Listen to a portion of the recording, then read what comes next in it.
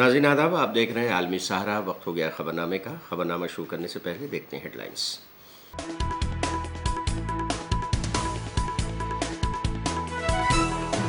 BJP ने बुलाया 12 घंटे का बंगाल बंद। पुलिस ने बीजेपी लीडर लॉकेट चटर्जी समेत कारकुनान को हिरासत में लिया। 5.5 माह बाद तिहाड़ जेल से रिहा होने के बाद बीआरएस लीडर के कविता ने किया ऐलान, कहा मैं कानूनी और सियासी तौर पर लड़ूंगी। राहुल गांधी ने मोदी हुकूमत पर मित्रों के लिए मिडिल क्लास की कमर तोड़ने का लगाया इल्जाम, कहा टैक्स से टेररिज्म बीजेपी का खतरनाक चेहरा। हिमाचल प्रदेश असेंबली में लड़कियों की शादी से मुतालिक बिल हुआ पास। अब 18 नहीं 21 साल की उम्र में होगी शादी। और मौके में मौसमियात ने गुजरात में अगले 2 दिन के लिए शदीद बारिश का रेड अलर्ट जारी किया है। कई इलाकों में हालात खराब।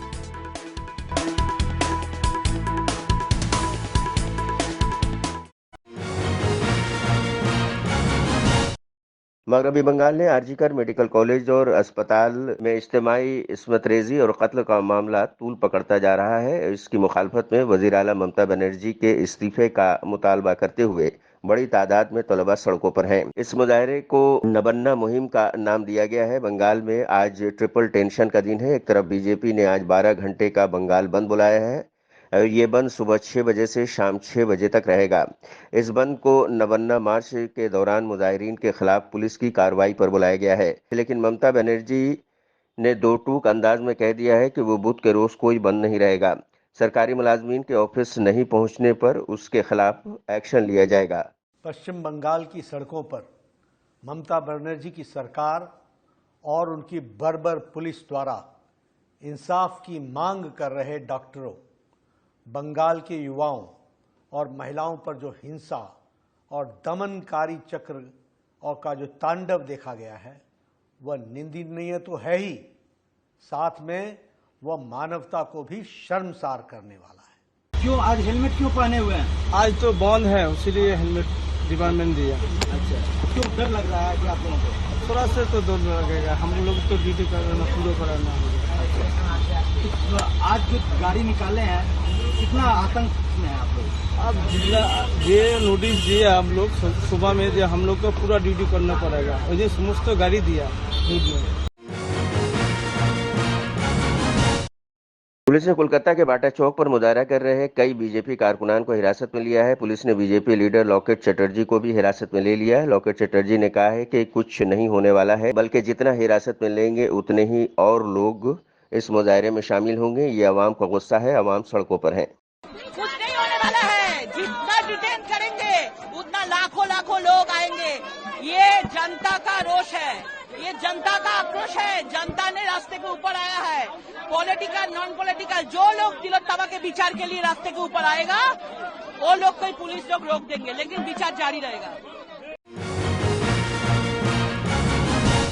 टीएमसी लीडर कुणाल घोष ने कहा है कि आरजीकर मेडिकल कॉलेज और अस्पताल में हुए इस्मतदरी और कत्ल मामले में हम सब इंसाफ चाहते हैं। ममता बनर्जी भी इंसाफ चाहती हैं। एक मुलजिम को गिरफ्तार किया गया है, मामला अब सीबीआई के हाथ में है। उन्होंने कहा है कि बीजेपी यहां अनारकी फैलाने की कोशिश कर रही है। कल उन्होंने पुलिस पर हमला किया और आज उन्होंने बंद की पुकार की है। देखिए, ये जो भाजपा का जो बंद का कॉल है वो पूरा फ्लॉप कर गया, क्योंकि ये आरजीकर केस में वी ऑल्सो वांट जस्टिस। पूरा बंगाल जस्टिस चाहता है और ममता दीदी भी, अभिषेक भी जस्टिस चाहता है। और within 12 hours one accused had been arrested. अभी ये इन्वेस्टिगेशन सीबीआई के हाथ में है, मामला सुप्रीम कोर्ट में है। ये लोग यहाँ पर एनार्की तय करने का कोशिश कर रहा है। कल पुलिस को अटैक किया, आज बंद। पूरा बंगाल नॉर्मल है, पूरा। थोड़ा बहुत 2-1 पॉइंट में थोड़ा वो गाड़ी मड़ी कम है, क्योंकि काल का डर के लिए, वो हमला का डर के लिए, लेकिन पूरा नॉर्मल है। बाजार खुला हुआ है, दुकान खुला हुआ है, इंडस्ट्रियल बेल्ट चालू है।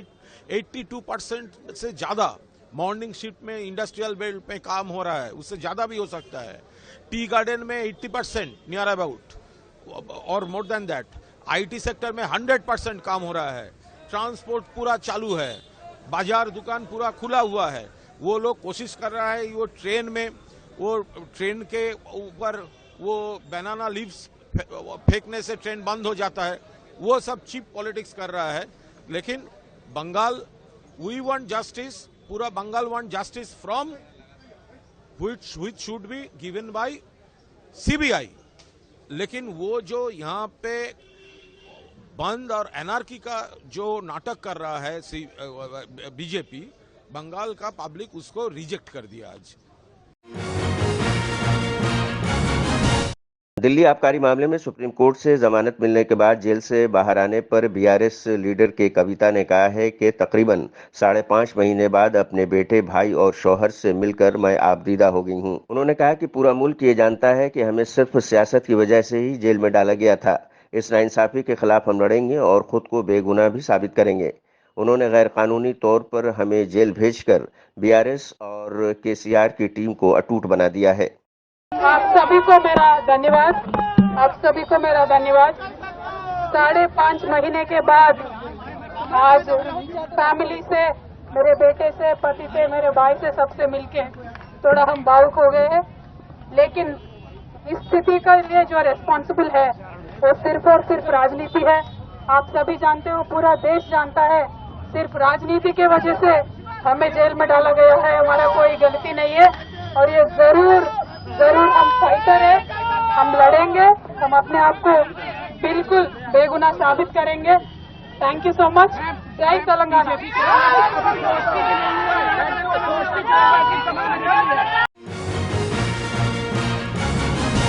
दूसरी जानिब बीआरएस लीडर तलसानी श्रीनिवास यादव ने के कविता की जमानत पर कहा है कि पार्टी के लीडरान खुश हैं, कारकुनान खुश हैं। जमानत की सुनवाई पर की गई बहस के दौरान ये वाजे हो गया है कि कोई मामला ही नहीं था। तो कैडर लोग खुश है, पार्टी के लोग खुश है और ये केस कुछ भी नहीं हुआ। ये मालूम हुआ कि आज जो बेल में जो कमेंट्स आए उसमें मालूम हुआ वो केस कुछ भी नहीं। जो बंदी सिंह ने बीजेपी के बंदी सिंह ने कहा कि बीआरएस कांग्रेस को बीआरएस, अबे उन्होंने किनको बोल रहे? कांग्रेस वाले किनको बोल रहे? बीजेपी वाले किनको बोल रहे? सुप्रीम कोर्ट जज को बोल रहे ना। सुप्रीम कोर्ट जज को जो आज बेल दिया उन्होंने गलत दिया बोल के बोल रहे ना। ये हिसाब देखें तो इसलिए आप एक पोजीशन पे रहने वाला ऐसा बात नहीं करना। कहीं को बोले तो आज सुप्रीम कोर्ट सीरियस हुआ, समझो क्या हाल बनता ये समझना की।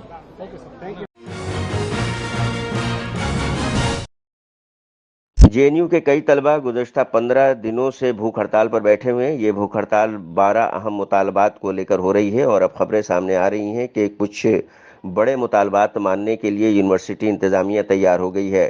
हड़ताल कर रहे तलबा का एक अहम मुतालबा जेएनयू तलबा की ज़ात पर मर्दमशुमारी को शाया कराने का भी था, जिसके लिए यूनिवर्सिटी ने हामी भर ली है। जेएनयू सिर्फ ज़ात पर मबनी मर्दमशुमारी के लिए रजामंद नहीं हुई है, बल्कि तलबा के 6 बड़े मुतालबात के सामने झुक गई है और इनमें ये मुतालबा भी शामिल है कि जेएनयू का अपना एंट्रेंस इम्तहान भी मुनक़िद कराया जाना चाहिए, जैसा कि पहले होता था। इलावाजी स्कॉलरशिप की रकम बढ़ाए, यूनिवर्सिटी में दाखिले के लिए वाइवा वास के नंबर की कदर करे, ईएसआर गेट को फिर से खोलने और सेंटर्स को एसएफसी इलेक्शन मुनक़िद करने के मुतालबात कबूल कर लिए गए हैं।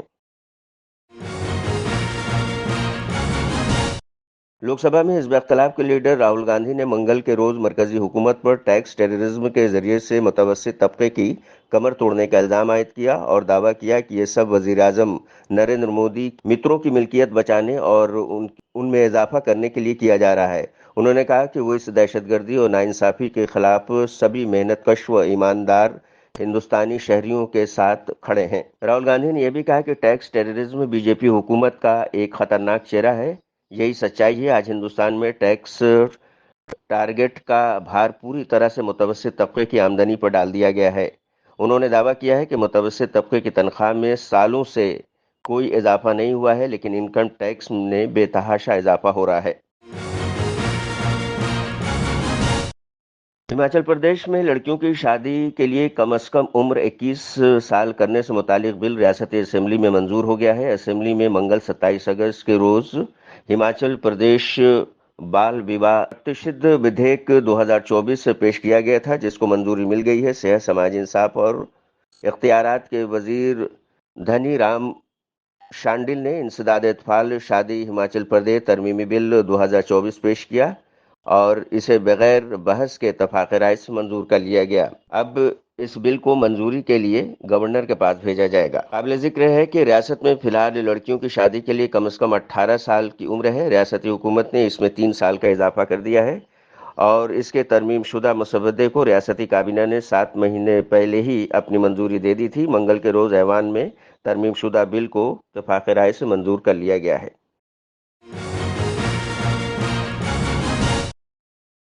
हरियाणा असेंबली इलेक्शन के लिए बीजेपी के साथ अपनी पार्टी के इत्तेहाद पर आज़ाद समाज पार्टी कांशीराम के सदर और रुकन पार्लियामेंट चंद्रशेखर आज़ाद ने कहा है कि भीम आर्मी के कारकुनान गुज़श्ता 7-8 साल से हरियाणा में काम कर रहे हैं। हमने अपनी पार्टी के सबसे मेहनती लोगों को उम्मीदवार बनाया है जिनकी ज़मीन पर अच्छी पकड़ है। उन्होंने कहा कि मुझे यकीन है कि आज़ाद समाज पार्टी जेजेपी के साथ जो हमारा इत्तेहाद हुआ है, हम मिलकर हरियाणा में एक मजबूत ऑप्शन बनेंगे। 20 सीटें ऐसी हैं जहां हमारी अच्छी पकड़ है और हम अच्छी तरह से लड़ सकते हैं। देखिए, पिछले 7-8 साल से हरियाणा में भीम आर्मी के लोग काम कर रहे हैं। लोकसभा चुनाव में हमने सभी लोगों को मौका दिया कि वो लोग लड़ें, क्योंकि वो देश स्तर का चुनाव था। असेंबली चुनाव में और लोकसभा चुनाव में बहुत फर्क है। हमारी पार्टी ने वहाँ लंबे समय से तैयारी की है और अच्छे मजबूत काम करने वाले, जिनकी खुद की पहचान है, क्षेत्र में जिन लोगों ने काम किया है, ऐसे अच्छे प्रत्याशी और भीम आर्मी आज़ाद समाज पार्टी का संघर्ष हमारे साथ है। वहाँ की स्टेट की टीम ने मजबूती से जिला, विधानसभा, बूथ सेक्टर का संगठन बनाया। उसके जरिए हम लोग चुनाव लड़ेंगे और मेरा विश्वास है कि आज़ाद समाज पार्टी और जो अलायंस जेजेपी के साथ हमारा हुआ, मिलके जो है एक मजबूत विकल्प जो है हरियाणा में बनेगा, ऐसा मेरा विश्वास है। जी 90 सीटों में से 70 पर लड़ेंगे, बाकी पे 20 पर आप लड़ेंगे चुनाव। देखिए, पार्टी ने जो तय किया है कि 20 सीटें वो सीटें हैं जिनमें हम लोग बहुत अच्छी तरह से फाइट कर सकते हैं, जिसके जातिगत समीकरण, क्षेत्रीय आधार हमारे साथ हैं, जिनकी तैयारी हमारी 1 नंबर की है। उन सीटों पर ही हमने तय किया कि हमारे प्रत्याशी लड़ेंगे और मेरा विश्वास है कि जिस तरह से लंबे समय से हम लोगों ने काम किया, पाठशाला चला के, जनहित के मुद्दों पे सवाल खड़े करके, आंदोलन करके, चाहे वो पुरानी पेंशन का मामला हो, चाहे बैकलॉग का मामला हो, लेटरल एंट्री, संविदा,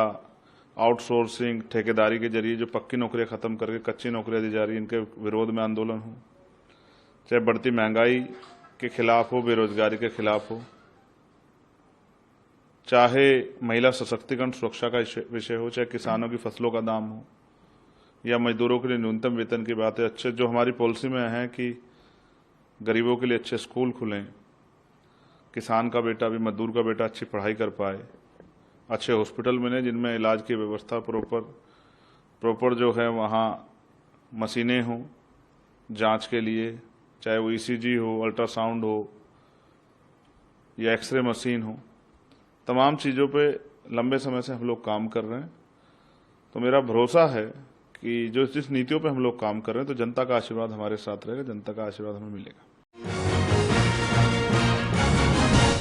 दिल्ली के लेफ्टिनेंट गवर्नर वीके सक्सेना ने अशोक विहार में वैष्णवी पार्क का इफ्तिताह किया। इफ्तिताह के बाद वीके सक्सेना ने कहा है कि अशोक विहार में डीडीए का पहला पार्क है जो इतना खूबसूरत बनकर तैयार हुआ है। उन्होंने कहा कि गुज़श्ता साल दिसंबर में इसकी बुनियाद रखी गई थी। ये पार्क तकरीबन 5.5 करोड़ की लागत से बनकर तैयार हुआ है। उन्होंने कहा कि जब मैं पहली बार यहाँ आया था तब ये बहुत ही गंदी जगह थी, अब डीडीए ने इसे बहुत खूबसूरत जगह बना दिया है। आज डीडीए का ये एक बहुत ही सुंदर पार्क जिसका नाम वैष्णवी है, इसका इनॉग्रेशन हुआ है। अशोक विहार में ये पहला पार्क है जो डीडीए का इतना सुंदर बनकर तैयार हुआ है। लास्ट ईयर दिसंबर में इसकी नींव रखी गई थी और मुझे खुशी है कि अभी हम इसका इनॉग्रेशन कर रहे हैं। करीब 5.5 करोड़ की कॉस्ट से इसको बनाया गया है और 10 एकड़ में है ये। अगर आप लोगों को याद हो, जब मैं पहली दफ़े यहाँ आया था तो ये बहुत गंदी जगह थी, यहाँ खड़ा होना भी मुश्किल हुआ करता था, लेकिन आज ये इतना सुंदर पार्क डीडीए ने बना दिया है और मुझे यकीन है कि आसपास के जो लोग हैं इसका उपयोग करेंगे, इसे एंजॉय करेंगे, इसे मेंटेन भी करेंगे। पार्क बना देना एक बात है, लेकिन उसे मेंटेन करना जो है वो जिम्मेदारी लोकल लोगों की होती है। डीडीए तो करेगा ही, लेकिन लोकल लोग भी अगर करेंगे तो डेफिनेटली ये पार्क हमेशा मेंटेन रहेगा।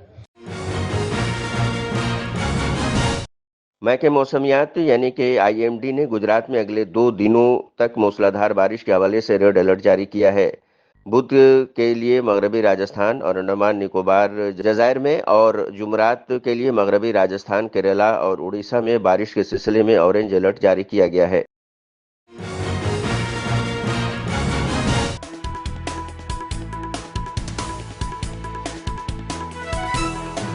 बीजेपी ने बुलाया 12 घंटे का बंगाल बंद। पुलिस ने बीजेपी लीडर लॉकेट चटर्जी समेत कारकुनान को हिरासत में लिया। 5.5 माह बाद तिहाड़ जेल से रिहा होने के बाद बीआरएस लीडर के कविता ने किया ऐलान, कहा मैं कानूनी और सियासी तौर पर लड़ूंगी। राहुल गांधी ने मोदी हुकूमत पर मित्रों के लिए मिडिल क्लास की कमर तोड़ने का लगाया इल्जाम, कहा टैक्स से टेररिज्म बीजेपी का खतरनाक चेहरा। हिमाचल प्रदेश असेंबली में लड़कियों की शादी से मुतालिक बिल हुआ पास, अब 18 नहीं 21 साल की उम्र में होगी शादी।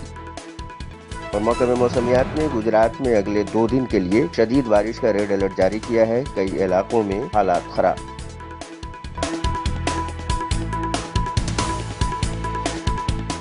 तो नाज़रीन, आज के खबरनामे में बस इतना ही। दीजिए इजाजत, लेकिन आप देखते रहिए 24 घंटे का उर्दू न्यूज चैनल आलमी सहारा। सहारा पढ़ो।